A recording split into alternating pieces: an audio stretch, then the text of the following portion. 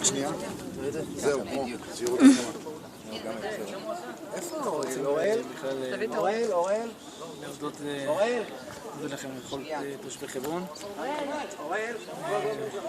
לאירוח ולזכות שניתנה לנו עכשיו לבוא. התרגשנו מאוד מהביקור, קבלת פנים. אנחנו באמת מעריכים ומוקירים את זה.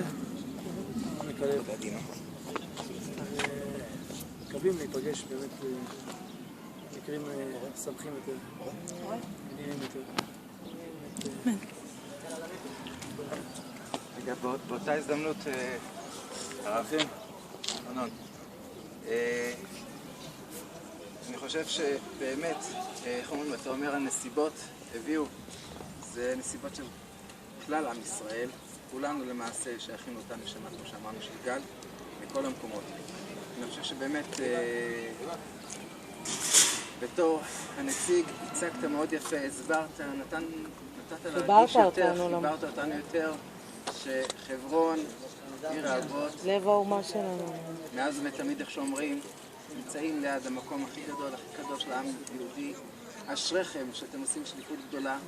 אשריו של גל, ששותף לשליחות של עם ישראל, לשמור על המקום הגדול של עם ישראל. והורים גדולים, הורים טובים, שהתחברו לנשמה, התחברו למקום הגדול, ותמשיכו, וכן ירבה, וכן יפרוץ, ובעזרת השם עוד הרבה שטח גדול יהיה פה, שנשמע בשורות טובות שהרב יבוא ויגיד לנו, זה עוד בימיי בעזרת השם, בימיך, ביאת משיח צדקנו יבוא, ותגיד, לא חלמתי, אבל חברון שלנו. תודה רבה על כל האירוח, גם לענת, שערכה אותנו בצורה מאוד מסורה, גם לקב"ט, שדאג שהכל יהיה מסודר כמו שצריך והכל יתנהל, וכמובן לצבא שבעזרת השם אנחנו ממשיכים עוד יותר. תודה.